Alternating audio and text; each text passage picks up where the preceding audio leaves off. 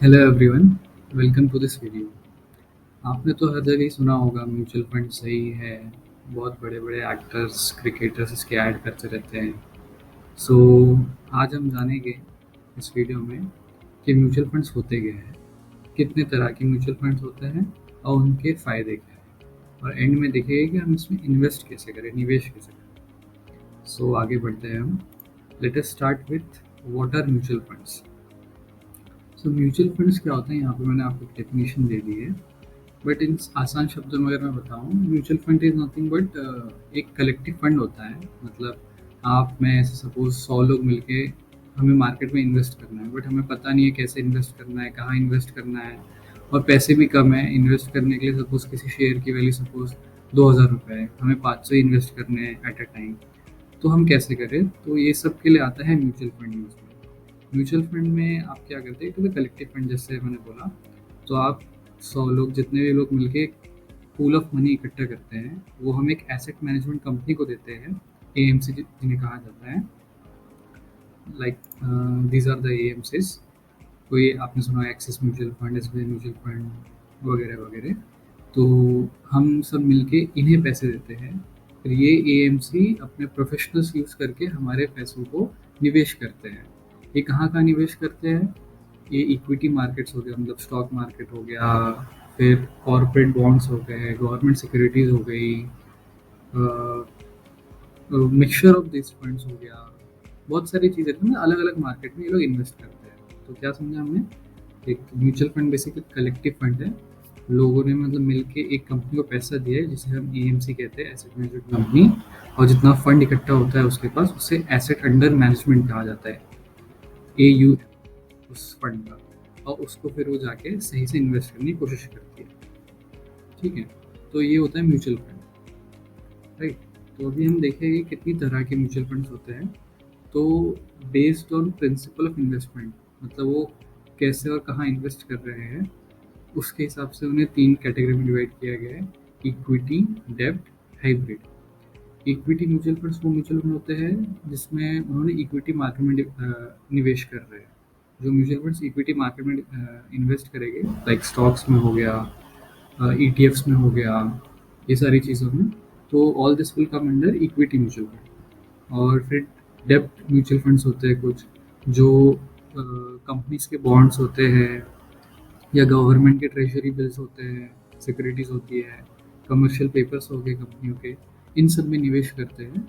उन्हें डेब्ट mutual fund कहा जाता है। डेब्ट mutual funds are safer than equity mutual fund, क्योंकि डेब्ट में fixed return kind of thing रहती है, बट वो रिटर्न कम रहता है। इक्विटी में रिस्क ज़्यादा रहता है, तो रिटर्न भी ज़्यादा रहता है। और हाइब्रिड, जैसे नाम से समझ में आ रहा है, hybrid is a combination of equity और डेब्ट। तो ये हुआ बेस्ड ऑन प्रिंसिपल इन्वेस्टमेंट के हिसाब से। और एक और कैटेगरी है बेस्ड ऑन मैच्योरिटी पीरियड।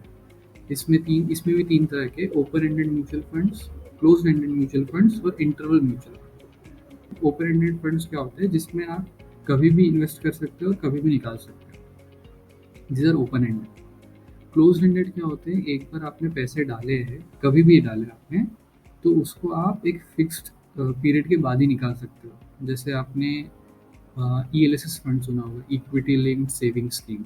उसमें क्या रहता है? 3 साल का लॉक इन पीरियड रहता है। वंस यू इन्वेस्ट, तो आपको 3 साल तक वो लॉक इन पीरियड रहेगा। वो टैक्स सेविंग बेनिफिट्स रहते हैं उसमें, इसलिए वो लॉक इन पीरियड के साथ आता है। और फिर एक इंटरवल फंड होता है। इसमें क्या होता है?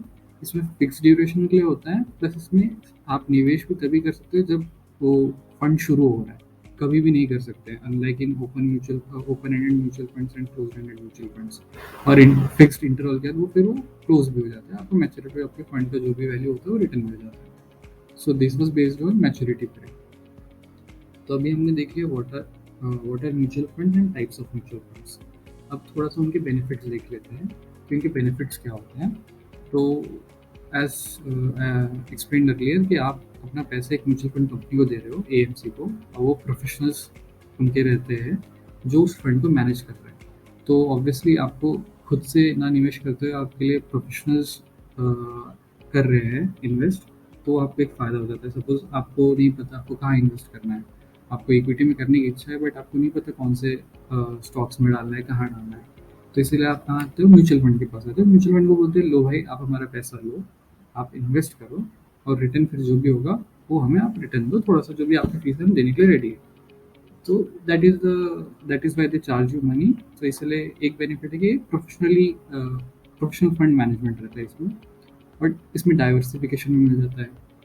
अब डाइवर्सिफिकेशन मतलब क्या होता है, अभी देखिए कोई भी म्यूचुअल फंड रहता है वो सिर्फ एक कंपनी में इन्वेस्ट नहीं करता, वो मल्टीपल कंपनीज में इन्वेस्ट करता है, ठीक है। लेकिन अभी सपोज वो आपको आपके पास 2,000 रुपये सपोज, ठीक है, आपको 2,000 रुपये इन्वेस्ट करने हैं, और अभी आपको लेकिन आपको बहुत सारी कंपनियाँ पसंद है, आपको रिलायंस भी पसंद है, TCS भी पसंद है, इन्फोसिस भी पसंद है, टाटा मोटर्स भी पसंद है, और कुछ स्मॉल कैप कंपनीज पसंद है, सब कुछ पसंद है। लेकिन अब 2,000 रुपये में आप कहाँ कहाँ इन्वेस्ट कर पाओगे। अब TCS की शेयर की वैल्यू कुछ 3,000 के ऊपर है, टाटा मोटर्स की कुछ 500 होगी, रिलायंस की कुछ 2,700-2,600 रुपये चल रही है। तो आप सब जगह तो इन्वेस्ट नहीं कर पाओगे। तो इसी के लिए आता है म्यूचुअल फंड्स। म्यूचुअल फंड्स में क्या फ़ायदा है, आप तो उसको 2,000 रुपये दे रहे हो, ऐसे ही कोई 5,000 दे रहा होगा, कोई 100 दे रहा होगा, कोई 1 लाख दे रहा होगा, ऐसे उसका कलेक्टिव फंड हो जाता है, जो होता है एसेट अंडर मैनेजमेंट। तो फिर उसको टोटल इन्वेस्ट करता है, तो उसके पास क्या ज़्यादा पैसा है, तो उसको अकॉर्डिंगली वो परसेंटेज, मतलब उसको जैसे जैसे भी उसने डिज़ाइन किया होगा अपना इन्वेस्टमेंट स्ट्रैटेजी, उसके हिसाब से वो निवेश करेगा, और अकॉर्डिंगली उसको रिटर्न मिलेगा। सो जो रिटर्न्स मिलते हैं वो बेसिकली आपको सारे कंपनीज का जो रिस्क एंड रिवॉर्ड के हिसाब से आपको रिटर्न मिल जाता है। सो आपका इन्वेस्टमेंट डाइवर्सिफाई हो गया और आपको बहुत ज़्यादा निवेश भी नहीं करना पड़ा, क्योंकि अगर आप निफ्टी फिफ्टी की भी पूरी कंपनी एक साथ इन्वेस्ट करने जाओगे तब भी आपको लगभग लाख रुपए चाहिए रहेगा इन्वेस्ट करने के। वही आप म्यूचुअल फंड के थ्रू जाओगे, कोई आप निफ्टी फिफ्टी या इंडेक्स फंड का वो ले लीजिए, क्या बोलते हैं, म्यूचुअल फंड, तो उसमें आपको कितना, जितना आपकी कैपेसिटी है उसके हिसाब से आप रेगुलरली इन्वेस्ट कर सकते हैं। सो वही that is diversification as well as lower entry level. उसका मतलब वही है कि आप कम पैसे से शुरू कर सकते हैं। और लिक्विडिटी, हाँ, लिक्विडिटी मतलब ये है कि कभी भी आपको पैसे चाहिए तो आप निकाल सकते हैं, तो आपको लिक्विडिटी भी इजीली मिल जाती है, ये भी बेनिफिट है। और फिर टैक्स बेनिफिट है।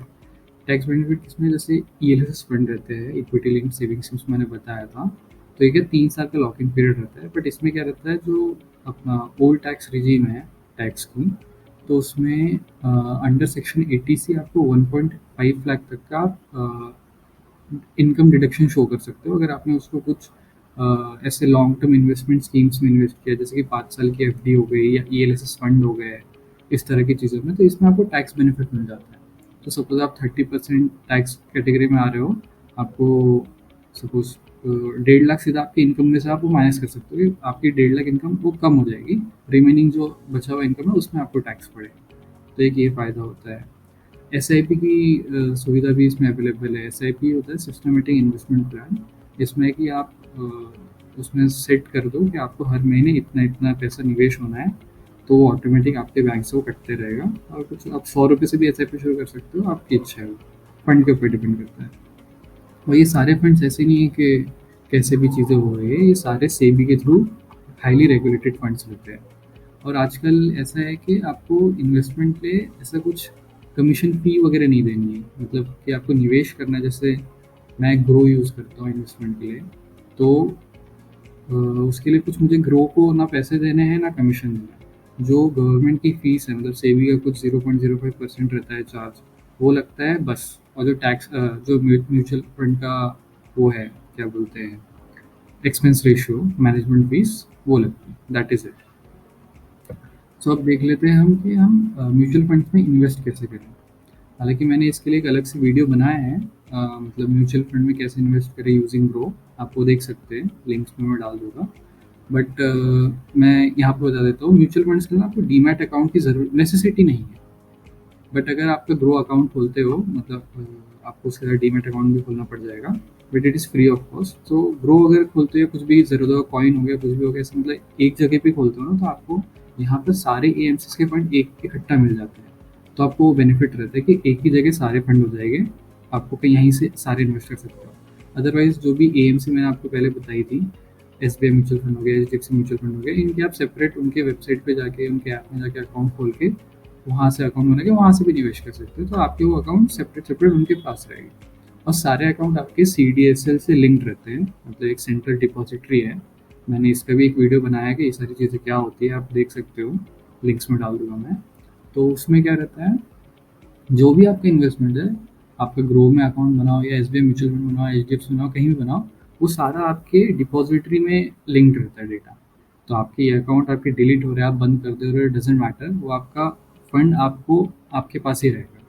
When you have to sell it, तो आप सीडीएसएल के थ्रू आपको टीपिन लगता है, वो आप टीपिन डाल के, ओटीपी डाल के सीधा आपके बैंक में पैसा आता है। बैंक से सीधा म्यूचुअल फंड को जाता है, म्यूचुअल फंड से सीधा आपको आता है। ये बीच में जो ग्रो हो गए, कॉइन हो गए, ये सारे आपको हेल्प करने के लिए इंटरमीडिएटरीज है।